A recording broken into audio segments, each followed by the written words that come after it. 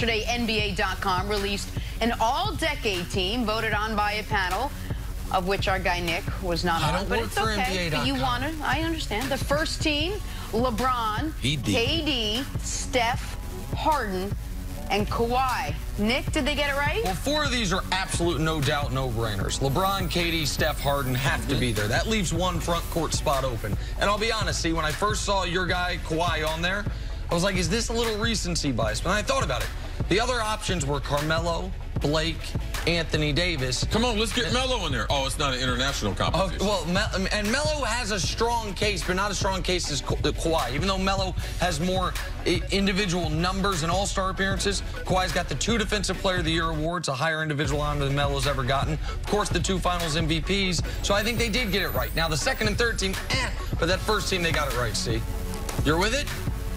Okay. All right, moving on to the Jets. New head coach Adam Gase said that Sam Darnold was one of the biggest reasons he decided to take the job. Gase says Darnold is, quote, not the kind of quarterback you're looking to protect. You're looking to turn him loose. Chris Carter, what does Darnold need to do to improve in his second year? Well, Sam Darnold's just got to make good decisions with the football because he's going to realize he's got more information. He's going to think the game slower, and sometimes you think you can fit the ball in there because of the information that he's gathered. I think he will be a lot better in his second season. The game slows down for him. He's got to develop a better rapport with his wide receivers outside. We saw him and Richie Anderson hook up a lot last year. Can they do it more frequent to be able to open up things for L. Bell? Because L. Bell is going to touch the ball 400 times this year. All right, part of Gase's quote I think Jets fans should be thrilled with, and that is they're not going to try to protect Darnold. Draft a guy third overall, it's because you think he can be a star, he can lift up the rest of the team. Now, the other part of the quote, that Darnold's one of the reasons he took the job, that's just a lie. He took the job because it was offered to him. The Dolphins fired him. Not like a long list of teams were trying to give Adam Gase a head coaching job. So that part's not true, but the faith in Darnold is good, and hopefully he proves it's deserved this season. All right, last season, the Carolina Panthers running back Christian McCaffrey was on the field for 91% of Carolina's offensive snaps. That was by far the highest percentage in the league. Now the team wants to reduce the amount of time he's on the field, but not reduce his touches. See, how important is McCaffrey to the Panthers' success this season? Besides Ron Rivera, Cam Newton, he's the 3rd most important player to what they're trying to do. In Carolina, they believe they should be a playoff team. They got new ownership there. They'd like to create more consistency compared to playoff one year, 7-9, 8-8 the year after that. That typically is going to follow. So look for Cam and him to build on the rapport that they had before. But I do believe that he's able to get that 1,000 like Roger Craig and like Marshall Faulk, the only 2 to ever do it in NFL history. He was 7 receiving yards a game away from getting it last year, and that was with Cam being hampered at the tail end of the season. So I do agree. I think he will potentially be able to do it, if not this year, at some point in his career. And this is smart because you're going to throw him the ball 100 times, ask him to carry the ball a couple hundred times. You need to find a way to lighten his workload in places where he's not making a major impact. The only concern there is if you're telling the whole world you're doing that, when he's on the field, the other defense might have a good idea of where you're trying to go with the football. They'll have to adjust in that regard. All right, some breaking news to pass along. Jay Slater of the NFL Network is reporting that the Cowboys have, quote, generous offers on the table out to their 3 young stars, Dak, Zeke, and Amari Cooper. Slater says that the deals would put all 3 players among the top 5 highest paid at their respective positions. However, Slater also reports that the team is prepared to enter the 2019 season with each player on prove-it deals if they can't come to terms on the numbers. All right, Nick, what do you make of this latest news? All right, so there's a lot here. The second part, that they're prepared to have these guys play out the year. Yeah, that should have been your public stance for a long time. They've backed themselves into a corner by publicly saying about Dak and Amari in particular, of course we're getting them extended. And that's where now it feels like they're backtracking a bit, like, well, maybe we'll make them play out the deal. And I'm sure Dak and Amari's agents feel some type of way about that. With Zeke, they've always said we have extra time, we got a couple years.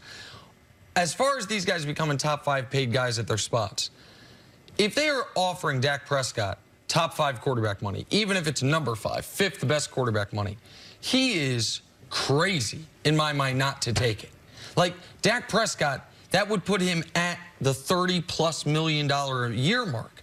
There is no ranking in the world where anyone would think Dak Prescott's one of the 5 best quarterbacks in football. The NFL players just voted. They didn't have him one of the 15 best quarterbacks in football. And I know it's not always highest paid is the best. I get that. It has to do with when you come up, things like that. But this would be, for Dak Prescott should grab that and take that. For Amari, it's a reasonable offer, even if you don't think he's one of the 5 best receivers, because after he signs it, Julio get a new deal, jump over him. Tyreek probably jump over him. Then he's 7th, 8th highest paid. For Zeke, I get why he'd say top 5. I should be top 1. Now, the Cowboys argument would be, okay, yeah, and you can be top 1 if you wait. But you don't have a year left on your deal like these other guys do. But the making them play it out if they won't accept the offers makes sense to me. And Dak Prescott not being interested in $30+ million a year after the up and down start to his career he's had would be crazy to me. Maybe the details of the contract aren't what this report makes it seem, but that seems like a lot of money for Dak to turn down. Yeah, first, you can't even make the determination on Dak until you know the guarantees. You need to know how that money's stacked up. And this is just an old tactic of organizations. They want to negotiate in the public. So they want the public sentiment to be on their side. That's why she released that. Oh, there's generous offers out there. Well, of course, we knew that. Oh, Dak's going to be one of the top 5. He should. Kirk Cousins got $28 million 2 years ago to be able to reset the market. So them getting generous offers, Jerry has said that he was going to make them generous offers. What's his repercussion with Amari Cooper? All he can do is franchise him, which makes him one of the top 5 highest paid then. So I'm not surprised by any of this. Jerry is going to the PR side to try to get the Cowboys and the fans to side with him. Oh, man, we're trying to win a championship. I'm giving them generous offers. But this is something you cannot do. You cannot negotiate contracts in the media because it doesn't matter. Right now, there's only a handful of running backs making more than Zeke makes right now. So to make him a top 5, that's not no news flash. There's only 3 running backs making more than $10 million. So yeah, I can understand what Jerry's doing, but if I'm the players, I'm not moved by it. Dak, I need to know what the guarantees are. The guarantees are more important than the average. Kirk Cousins got 3 years, all of it guaranteed. And that's what Dak should be looking at. So before I say Dak is foolish about turning down a top 5 salary, I need to see how that bread is stacked up. Jerry has done this whole thing in the public. He's negotiated all these deals in the public. It's starting from a year ago when he and Stephen were both talking about how he foresaw all this, how he would foresee this all would go. But do you really think we'll start the season with these 3 guys or any of the 3 of them on prove-it deals? Oh, absolutely. I think one of them definitely is going to be on I don't think they're going to get all 3 of them re-signed. And now Dak and Amari are already there, so they don't have to worry about Dak or Amari refusing to play on that. That's never been on the board for Dak, and once Amari showed up, we knew it wasn't on the board for him. Zeke's a different story. Now, to Chris's point that this is an old management tactic, I agree. And it's hard to find anyone that is more for players getting paid than me. I understand your point that it can be funny money. Sometimes it is, oh, it looks great, but it's not once you actually break it down. I'd be operating under the assumption that the Dak Prescott offer would be the standard percentage guaranteed. Whatever the median number of the total deal guaranteed, the first 2.5 years is usually about what it is. To me, that would be overpaying for Dak, and I don't think Dak can push the leverage much further.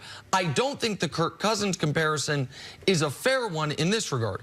Kirk was only in that position because he was the only quarterback in modern NFL history that I can think of that level to hit true free agency.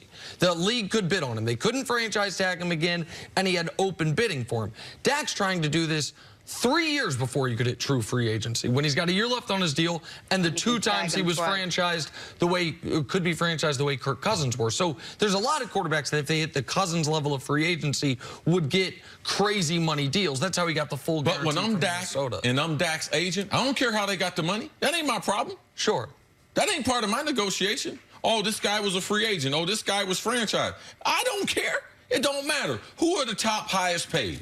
All right, give me their averages. They don't go, oh, well, this guy, Aaron Rodgers, they came to him 2 years before. Oh, Drew Brees, they gave him a 1-year deal. No, it's a matter of what the money is, how much is he averaging and what the guarantees are. So Kirk Cousins, I don't care if he dropped off the moon. Dude got $28 million guaranteed. It reset the quarterback market. Aaron Rodgers looked at Kirk Cousins and said, that money's real. He didn't care. So Dak, we need to be able to see how the money's stacked up. And I'm different than you, Nick.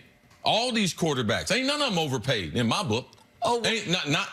You said he was overpaid. The overpaid in this regard. Listen, I don't think I understand the philosophy. How much money would it take for you to sit behind that quarterback 7 steps and have somebody annihilate you? Of course. So everyone playing that position, they deserve the money because they're going to have to earn it. Oh, right. I agree with the 2 philosophies I agree with. One is nobody in the world's overpaid because you're paid what someone determines your worth. And the other one is that these guys, I want them all to get the money. And if it were baseball and there was no cap to it, to me, it would be an irrelevant point. It would just be the Jerry Jones's money and Stephen Jones's money. Because we talk all the time about the pie and the percentage of the pie that you're going to take. When I say overpaid, I mean in relation to his ability to help the team win games. And so it's not about... We only got one Tom Brady.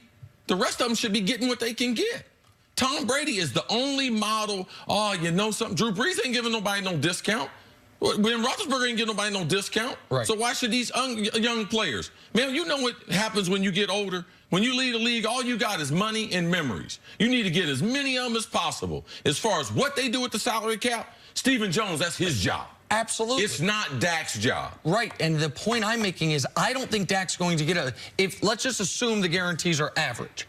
I don't think Dak's going to do better than this. If I thought if he held firm, all of a sudden he's going to do better than this, I don't think Dak I think Dak playing out his deal on a prove-it deal, which is the other part of this report. If you don't accept this, we'll let you play out this season. Will actually hurt him. I think it will hurt him financially. I do not think Dak at the end of this year, especially if we don't know if Zeke's going to be there for the beginning of it, is going to come out on the other side of this where he's in a better position than what is being reported as being offered. Now, C's point that this is, let's see if there's a counter report leaked by the players' people saying, man, this is nonsense. This is their year-to-year deals. Because Tyron Smith with the Cowboys, for example, the headline was highest paid when he signed his deal years ago, highest paid left tackle ever. And then we found out it was like 6 one-year options, that it was a totally team-slanted deal. So if that's the case, then that changes things. If we could circle back to Zeke just for a moment, man, Zeke, it appears the Cowboys' philosophy is this. Listen, man, if you have this much time left on your contract, what we would be giving you in guarantees, we hope to receive in discounts. The closer you get to free agency, the more leverage the player has to squeeze as much money as possible. The further away you are, what the player typically receives is security. What the team receives is a financial discount. And they seem to be saying through the media, through Jane Slater, we ain't giving you both. Todd Gurley got both. Todd Gurley got the money early and the most money ever and the most guarantees ever. And the Rams are probably regretting it right now. And the Cowboys seem to be saying, we're not going to make that same mistake. This has the feel like it started out as something Jerry Jones guaranteed and was a little flippant about. Like, of course, we get deals done. This is going to happen. I know who's important. Feels like it's getting uglier. It feels like this might not be close to playing itself out the way we thought it might. Jenna, nothing has changed. Amari Cooper told us he's going to play out this deal. He don't need a new deal. He said he's comfortable with it. And if he's able to do that, they have the franchise tag available. Dak, they were going to give him a contract before we start to open the season. He's still going to do that. It's still the same. And Zeke, it's a problem, man. Zeke's trying to reset the running back market, and Jerry doesn't feel like he can afford those 3 players and afford some of the defensive players. So, to me, 0 has changed from yesterday. Zeke is serious because he decided I ain't going to come to camp. He let you know he was taking this serious. Amari and Dak are walking, saying the company line. So I believe that Dak will get signed. Amari, they will continue to wait on because it's more of a club-friendly deal. All right. Another day, more drama with the Cowboys. Coming up, what does Tom Brady's new contract details reveal about the future, his future as a Patriot? That's next on First Things First.